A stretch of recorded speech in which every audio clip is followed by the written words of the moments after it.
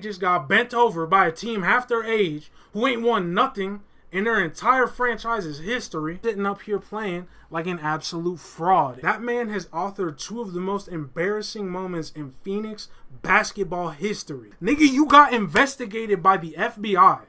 You got investigated by the FBI. You got whooped so bad by a dude you was clowning in a playoff series you were up in. We don't fuck with Devin Booker, and we never have. He is not that guy. He does not have the qualities of that guy. Take the Kobe's off. Them shits are fake, bro. Can't stay winning from hell. Purgatory better, but a nigga had to make it out. Swim bulls. Damn, the Suns lost, bro. Fuck, the Suns lost. Not getting swept, bro. Not getting swept by the most losingest franchise in sports, in North American sports history. God damn. I'm never defeated. Came back tenfold and I found myself now mid-season. Are we about to pod about the Suns when we play 2K right now, bro? Are we about to pod about the Suns while I play 2K right now, bro? You know what? We're going to cut the music off and we're going to talk about Suns basketball after this. That's how this night is going to play out, bro. I'm going to say my piece about this season in Phoenix Suns history, and then the stream is going to end, bro. Who knows how long it'll take, bro. We might be here for 3 hours, bro. But I'm about to talk my shit, bro. After having to experience that, bro, deal with that season, I'm about to let the pistol talk, bro. Someone got to hear it, bro. All right, man. We are here. By the way, if you guys want to come participate and join with us live, we are streaming, man. We are back to the streaming. We finally got the internet figured out. Got our lighting, got our camera, all that situation set up where it's much more consistent now.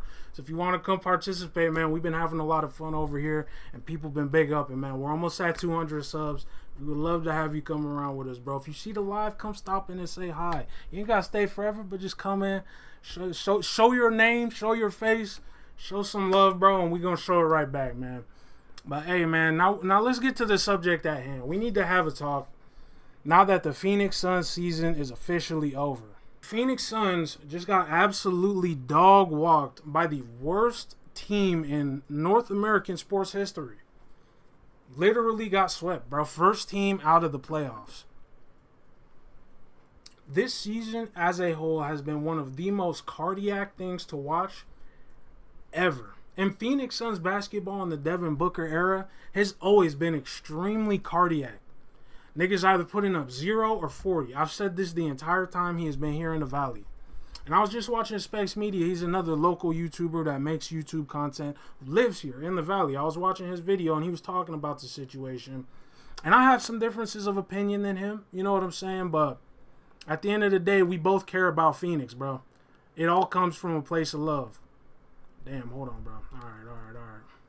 Still got to play some 2K here, bro. Got to tee up at least a little bit. So it all starts with the HBO owner group taking control of the franchise officially from our previous owner. As soon as they made the trade for Kevin Durant, because it does, everything that happened this season stems from a cascade of ripple effects that started last season with DeAndre Ayton having the season he was having, bro. That might sound crazy, but I promise you, as we get farther into this, it'll make much more sense, right? So DeAndre Ayton has an absolute dog cheek season. Nigga gets paid, you know what I'm saying? Indiana trolling, trying to sneak him, you know what I'm saying? Raising the price for him just so we have to fucking rinse our pockets, because you know they did not want DeAndre Ayton, bro. They had Miles Turner. They had DeAndre Ayton at home that was actually better. Why would they ever want him? Head ass, bro, right? So they raised the cap on DeAndre Ayton, so we got to pay him more. Then this nigga starts playing like butt. And the funny part is out of all basketball players that have ever played in the NBA, I probably have the most personal connection to him than anyone. I've played that nigga like 12 times on 2K. No cap, bro. I uploaded one of the games, but when the cameras weren't going, I've ran into him last year, this year. I stay running into this nigga, right? All the way up until he got traded. I'm going to finish that thought after this game. But nah, yeah, right. So DeAndre Ayton plays like absolute butt for an entire 82-game season. Doesn't show up in the playoffs, doesn't show up in the regular season, pretty much regresses into his literal floor. Right? He was playing at his ceiling. He went to his floor for no reason other than that he got paid, and it was middle fingers up to Phoenix at that point. Right? So then it causes a lot of turmoil in the team. The team starts scrambling because we need to make moves. We just lost one of our biggest pieces and assets. The Kevin Durant trade happens. Now, when new ownership groups take control of a team, there is almost always going to be a superstar blockbuster trade just so they can feel like they're swinging their nuts and making moves, which is dumb. In the grand scheme of things, it's pretty dumb. And I knew that they were going to do something like that. I was just praying that it wouldn't be for Kevin Durant. It's my honest opinion, right? I always keep a positive outlook on the team. And it's one of those things where even if you take a bad shot, but you're my teammate, I got to pray that it goes in and keep my mouth shut because you're my teammate and those points count for both of us at the end of the day, right? You know what I'm saying? Type shit. So they make the trade. In the back of my head, I'm like, this was really not the decision I would have made at all. Just ate up our cap space and made a lot of weird moves. Got rid of two of our best players. Two of the most consistent, like nose to the floor players that we had on the roster for Kevin Durant. He's a great player. He is past his prime. And even though he is putting up all league level numbers, that is because he is a savvy veteran who is benefiting from the modern amenities of medicine that we have available to us today. Not because that's what's supposed to be happening, right? Like, this man should be washed by all accounts. We make it into the postseason. We have a decent run because, again, we still have a lot of momentum going from the season we've been having this entire time. So, okay, that was a contest. I'm going to finish my thought after this game. Doesn't really matter. We need to get out of that game to continue this conversation anyways, right? So, DeAndre Ayton plays like butt. We trade two of our best players.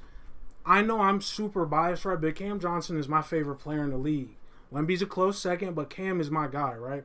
I've always loved his game. Always thought he was an extremely undervalued asset to Phoenix basketball. Sure enough, the Nets pay him a bag because he is worth it.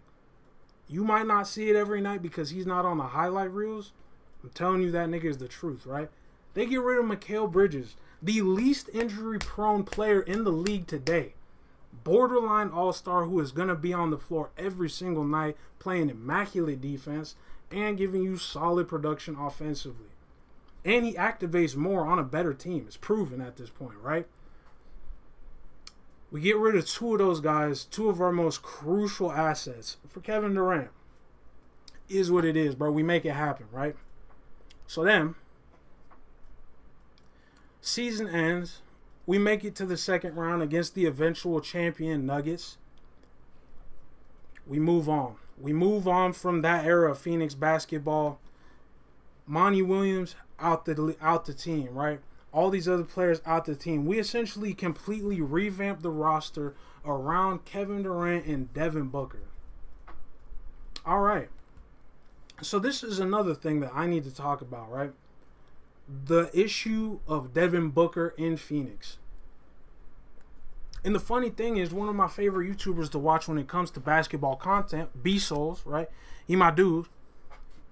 Let me switch the camera over too, since we, you know what I'm saying, we ain't even really playing 2K right now. I'm just chopping it up, bro. We're cutting up, bro. Me and you, we're having a nice little one-on-one conversation, bro. All right, so Devin Booker is not a leader of a basketball team.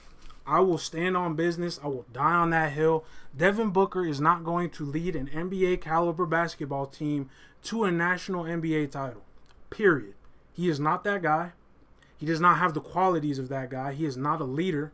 He will not lead your franchise and give that assurance to your troops in the clutch when they need it the most. He's the type of guy who's going to talk when he's up. He's going to talk the most shit of all time when he is up, and he's going to disappear in the clutch. When you need him, he is going to vanish, bro. And this is coming from me seeing him live in person, watching games in the postseason and the regular season, and overall just watching this dude. In the moment that I actually sussed him out as the guy that Phoenix didn't need, You can call cap whatever, because I know I always say I predict whatever. This isn't a prediction. This was just straight up eye test. Me not liking this dude was the day he scored 70 points. Them niggas were celebrating that shit. Nigga, you lost. You got blown out because your team was so bad. You were just able to hook up shots on a free ski, bro. That's how you scored those 70 points. That wasn't 70 points that helped you guys get back into it, make it a close game. That wasn't 70 points that set you far enough away where you could just keep taking the shots you wanted to take. That was 70 points that you got for free because no one cared, bro. At that point in the game, it was charity. You got a charity 7 points, nigga. And you were celebrating it. That was the part that irked me, bro. I did not like that. And I get someone even being able to put up 70 points in the National Basketball Association is its own accomplishment. Nigga, Malachi Flynn dropped 50 off the bench. We are playing in an era where any given player can, at any given night, light the league up, bro. Insanity can happen on any team between any of the 15 players on that roster. We're just at that point in basketball. It might not have been quite at that point when he did it. Does not change the fact that high-scoring games just aren't the same level of impressive that they used to be. Devin Booker, he is the sort of dude, when you need him the most in a playoff series, he will literally give you 0.5 points. Why am I saying this? Because I've seen him do it multiple times. Nigga, in the finals, this man had a game where he almost went single digits in points, bro. In the finals, you're getting paid like a max player, treated like a franchise player. You are the leader of your team by the fact that you are the one that is number one on the call sheet. And you sitting up here playing like an absolute fraud in the most important games where you make your money, where those checks get signed from. And he's one of two players that I have felt this way about ever since they stepped foot in the league. The other one is Jason Tatum. Jason Tatum is another dude. He gonna make some pretty contested shots. They gonna look super good. And he's shooting them over these huge dudes, right? Just throwing them bitches up. And they go in. Oh, Tatum, he's the one.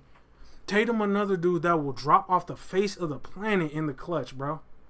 It is what it is. I don't know what it is. Those two guys, too. The two guys who will not get off of Kobe's literal... I'm not going to say it, bro. Kobe's dead. We ain't going to do all that to him, bro. But they won't get off of this man right now, bro. They're doing tricks on it, bro. And he in the grave, bro. He resting with his daughter, bro. Leave that man alone, bro. Straight up, bro. Leave him alone. Get his name out of your mouth because you are not him. You're not built like him. You don't play like him. None of the things you do to achieve success and victory in the game of basketball are the way that he would do it. Stop it, bro. Stop comparing yourself to him. Stop writing his name on your shoes. You're not him. Take the Kobe's off. Them shits are fake, bro. Go wear them book ones, bro. The book ones that didn't even drop in the city that you play basketball in, because that's how much of a fraud you are, bro. Let me stop being so malice about it, bro. Let me stop because I am gonna crash out right now, but it is what it is. I'm trying to crash out gracefully. Devin Booker is the sort of player that when he needs to have a one-on-one with his teammate, get him right, get him in that sort of mentality to win basketball games, he's not gonna do it, bro. He's not the guy that's going to lead a locker room, not only by example, but by the actions and the words that he tells you, bro. One of the most iconic players of all time that no one has anything but respect for is Tim Duncan.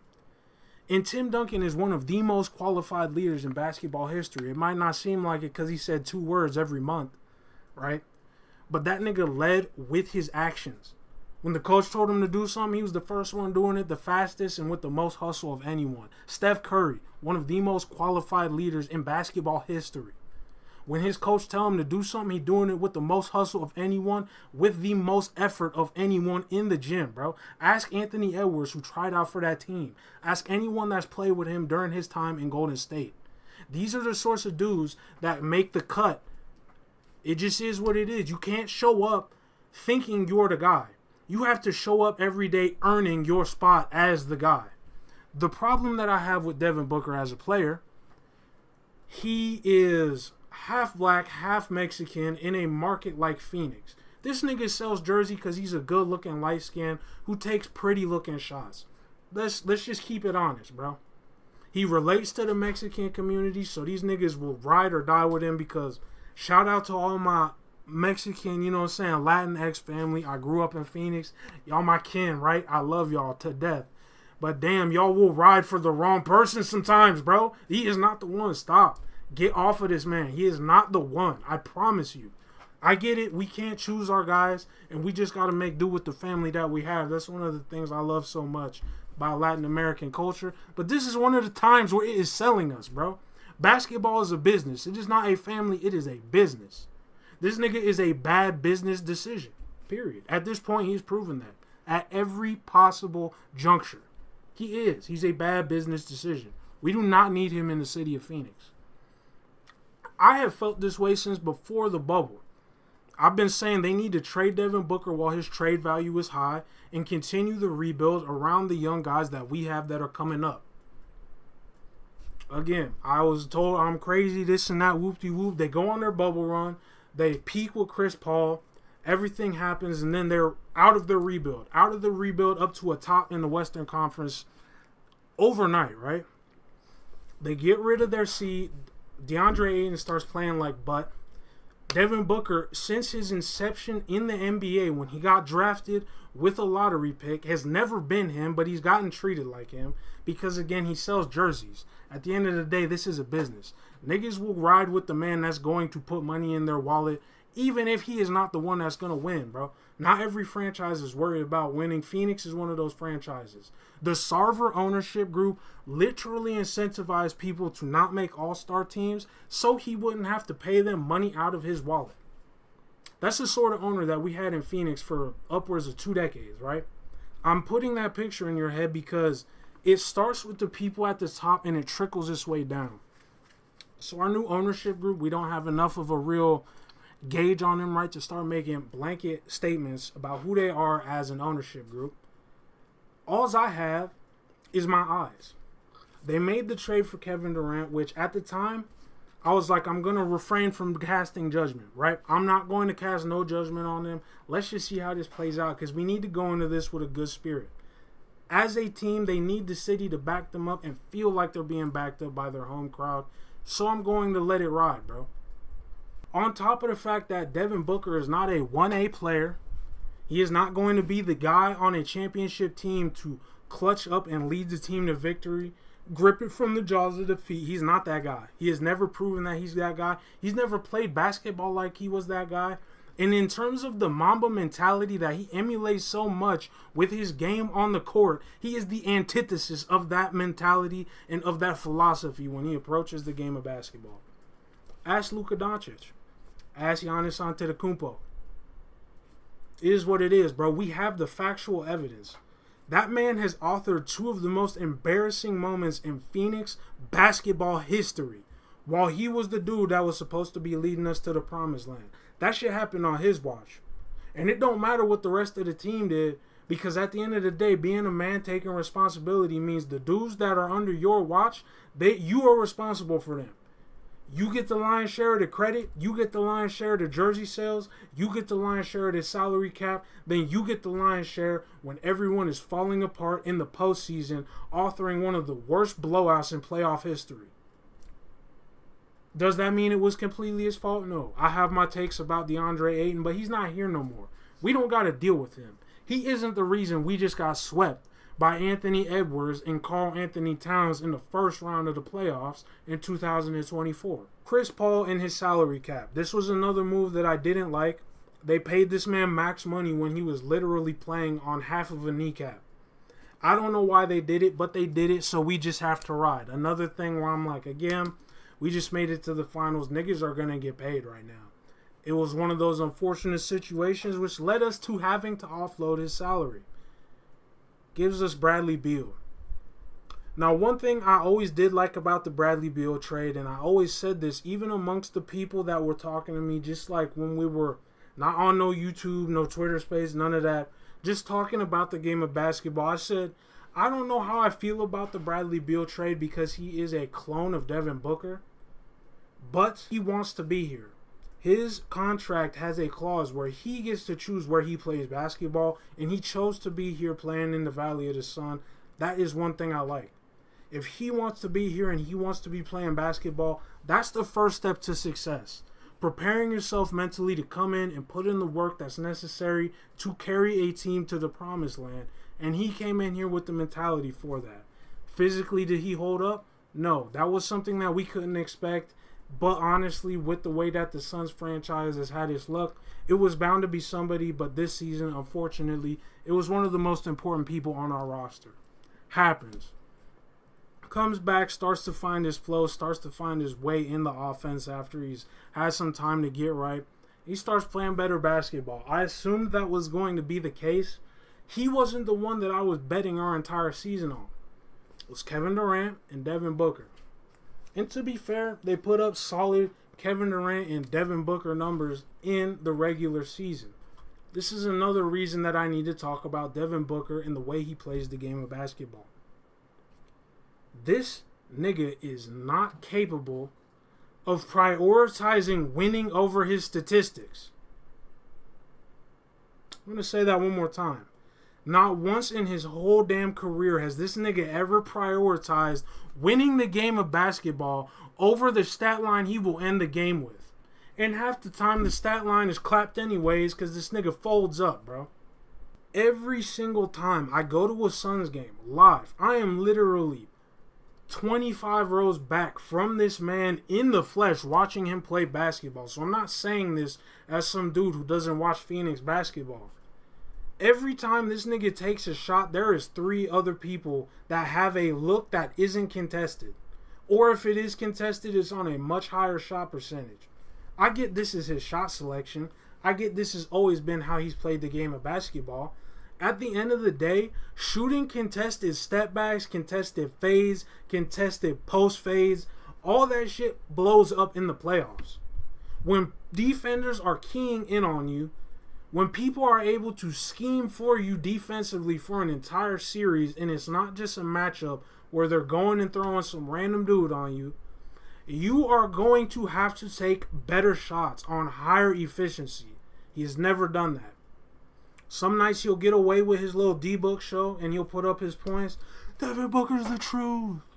He averaged 20-something for the series. He's the truth. No, he's not, bro.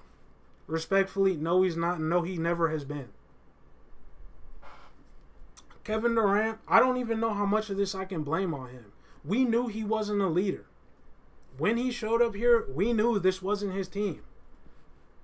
When he showed up here, we knew he was on the last leg of his career. Everything he has given us is just a cherry on top because he's getting paid a lot of money. And even then, Kevin Durant is a player that prioritizes efficiency over scoring. That nigga will disappear for entire quarters of games. And he's been like that for a large portion of his career. I was a Kevin Durant stan during his time in Oklahoma and subsequently Seattle. Right, I was the hugest Kevin Durant fan. He was my favorite player in the world. You can go back and check anyone that I knew at that time. I was a OKC stan. So I know this man's game better than most. This man disappears for entire quarters. He's been doing this his entire career, man. Pair that with a guy like Devin Booker, who will just choose not to show up entire nights. Nigga, you got investigated by the FBI. You got investigated by the FBI. You got whooped so bad by a dude you was clowning in a playoff series you were up in. You were up 2 games in that series, bro. That's what you did to the city of Phoenix. You had me cussing out my TV talking about why is Bismack Biyombo in the game? Why has Devin Booker not taken a shot all quarter? Where is Chris Paul? He's on the court, but I don't see him. This is the sort of stuff we was doing. I didn't even finish watching that game, bro. At the half, I cut it off because of how disgusted I was. That's when I knew this era of Suns basketball was cooked. I got to ride with the ship because this is my team, and whatever decisions we make are the decisions I have to live with. So I'm going to always have an optimistic outlook on Phoenix basketball because that's what you need to do to win. Now this season, we get to the case of this season. Bradley Beal is doing a fucking left hand in, left hand out the entire season, doing the hokey pokey. That's not what this is all about, bro. Sit out until you right and then come back. Or just sit out the entire season and get right so we can game plan for not having you here. Trade who we need to trade and figure it out, bro. Stop coming back for these little weird stretches playing weird basketball. Please, bro. Again, I never expected him to be the icing on the cake that was going to make this whole thing a working system. I never expected that. He's literally Timu Devin Booker, and we have Devin Booker at home. I always knew it was going to be a weird fit. I just assumed he would run a lot more with the second unit and keep our points and our production up when our starters were getting rest. They played him a little bit like that, a little bit not like that. It is what it is, bro. Then we got Devin Booker doing this Devin Booker thing, right? Looking good for the cuties in the stands, for the shouties in the stands, right? Selling them jerseys to our crowd out here because everyone loves him and won't get off his dick. While this nigga is literally selling us in the most important moments, bro. Ask any actual fan of basketball that lives in the city of Phoenix. We don't fuck with Devin Booker, and we never have. You will never see a Devin Booker jersey in his house because he's not built like that. I've always felt that way. I put the beef aside because he's our guy and we need to win with him. But it don't matter, bro. At the end of the day, he's showing us who he is. At the end of the day, he gonna have us looking crazy trying to support our team, getting clowned by the entire internet because he want to go out there and take the worst shots possible on the worst efficiency possible at the worst moment to do it possible, bro. That's Devin Booker. Kevin Durant, we knew what he was. He disappears. He gonna disappear. And he's old, bro. That nigga is literally, his knees are disintegrating before us, bro, in real time. We cannot expect Kevin Durant to bail us out, bro. He's a quality secondary piece. That's what Kevin Durant has always been. The only time in his career he was winning, guess what he was doing? Being a quality secondary piece while a real leader drove the bus. There was a lot of speculation for a while there. Oh, the Nets, he might prove himself. Oh, the OKC, he almost won. Guess what? When he did win, that's what he did. In the actual formulas for success that worked, that is the player that Kevin Durant was. And for some reason, now that the nigga is literally so old, you could blow on him and he gonna fall over. Now y'all think he gonna turn into some dude that he is not. Stop, bro. Do y'all even watch basketball? Do you, bro? Because I don't think you do if you thought Kevin Durant was just gonna turn this bus around, bro. He's not built like that. He never was built for that, bro. Now, the one thing I will say that I actually wanted to happen that was a horrible decision, and it just played out like that because, you know, you never know until you actually run the experiment. I said we need to put Devin Booker at the one. If he focused half of the effort that he puts into taking the worst shots in basketball into passing the ball at a high clip, looking for the open man when he's getting doubled, when people are looking for him to shoot in his normal spots that are on the scouting report that they're waiting for him for, this dude might average like a solid 25 and 10 on better efficiency, bro. Like, he could really be that dude, like 25, 5, and 10 type dude, bro. I was smoking the pipe, bro. I'm not going to lie to you. It was a horrible take. We watched it happen in real time. This nigga doesn't have the passing IQ. He's not that guy. He is a true two-guard. His job is to score the ball at all costs. The play will stop with him. You can get it out the net. Shout out Jimmy High Roller, bro. He's that type of player. I thought he could change his game, but at the end of the day, it was dumb of me to even think that, because when you have to change your game naturally from what you're good at, and it's not something that's healthy for you to be doing, you're going to get cooked every time. So it was dumb for me to even think it would work. They tried it, and it didn't work, bro. Devin Booker is not a point guard. He's an okay two guard that's all NBA level that you don't want to rely on in the clutch. Now, a lot of people are saying that we shouldn't blow it up. What's next for the Phoenix Suns? Now that they just got bent over by a team half their age who ain't won nothing in their entire franchise's history, worst team in North American sports history, y'all just got blown out by that team in 4 games. What's the next move? I'm just going to be honest with you. This team is cooked. Our window to win is over. I said this, bro. I was commenting on Spec's video talking to dude about it, bro. We need to blow it up, bro. I've said this. I was saying it last year, honestly, but they doubled down with Kevin Durant. I'm like, all right, spin the block. Let's see what we can do with this team. Make it work, right? Our window to win is over. I don't know if y'all are seeing the Western Conference that I'm seeing right now. A lot of teams are playing really great basketball with really young dudes that are in their prime, or not even in their prime yet, just getting started, already cooking the entire league. And they ain't going nowhere, bro. These teams are happy with the young pieces that they have. They're not in the situation that we're in where our pieces aren't good enough. They have pieces that could win. Luka could win. Get Wemby any amount of help that knows where he is at and when he is open, the Spurs going to start winning. The Nuggets have been winning. The T-Wolves are on a warpath right now. The OKC Thunder, which I'm going to get to in another video at the end of the season. Nigga, I called them being this good this season, bro. OKC is the #1 team in basketball, spanking them niggas right now, bro. There is too much talent in the West Coast for Phoenix to even be considered a title contender. It was a miracle that we got into the playoffs. Because I'm going to keep it a bean. If we had to play in the play-in, I don't think we would have made it this year. That might be a weird hot take and an alternate reality that doesn't even matter now. Honestly, it may have been better that way. But we're not making it to the playoffs if we have to play in that play-in tournament. That's just my personal opinion and my personal take. So now, right, what do we do that the team is cooked? Now that the team is cooked, what is the next steps for us to take as a franchise? We need to blow it up, man. The window is cooked. Our window was this last 2 to 3 years, bro. Realistically, maybe even 4 if you really want to stretch it out, bro. Because right after the bubble, we got to work. That was our window. Our window is done, bro. Wemby has the entire league on a nuke from Call of Duty countdown, bro. The league is up as soon as that nigga gets any help. Nonetheless, you got every murderer in the entire NBA in the Western Conference right now, man. Oh, yeah, and if you make it out, you got to go deal with Giannis. How'd that go last time? Oh, yeah, if you make it out, you got to deal with the best team in basketball, the Boston Celtics. How has that ever gone for you? Jason Tatum is literally bigger light-skinned you, bro. He is you with 3 extra inches of height. With a better supporting cast, bro. Stop, man. This team is not going to win anything in the modern basketball era because we don't have the pieces to win.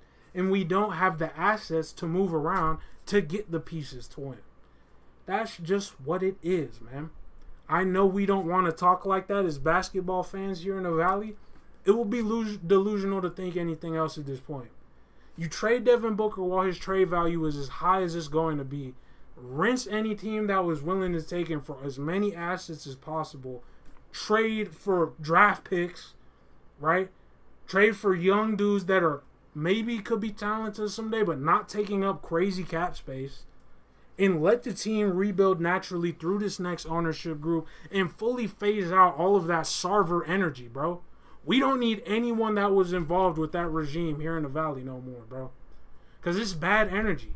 Everyone from that team had losing built into their DNA. And I'm talking about you, Devin Booker. You are a natural-born loser, bro.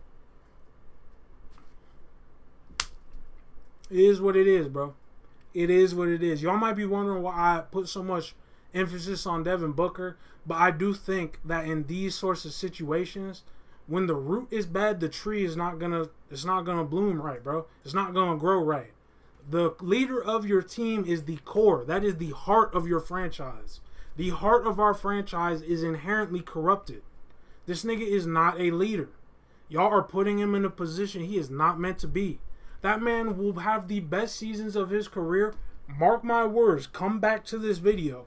This man will have the best seasons of career when he is in a situation where he is not worried about leading. He's not worried about running the locker room. He's not worried about setting an example. When the front office tells him, you go out there and score, that man is going to put up the most valuable minutes of his entire career. Because he's going to have a point guard around him that just gets him the rock when he's open, knows when he's open, and he's not worried about passing. He's not worried about facilitating. He's just scoring, bro. It ain't going to be here in the Valley. We don't have a point guard like that here. When Chris Paul was here, he was that exact guy, and look how far we got as a team. But when Devin Booker has to worry about anything besides putting the ball in the net, he's cooked. That nigga is completely cooked. He's an adequate defender, so he can stay in the game in clutch minutes, but he's cooked, bro. He is a cooked basketball player. And that's the guy that we're relying on as a franchise. That's the guy that we paying all types of crazy money to show up and watch play every night, bro.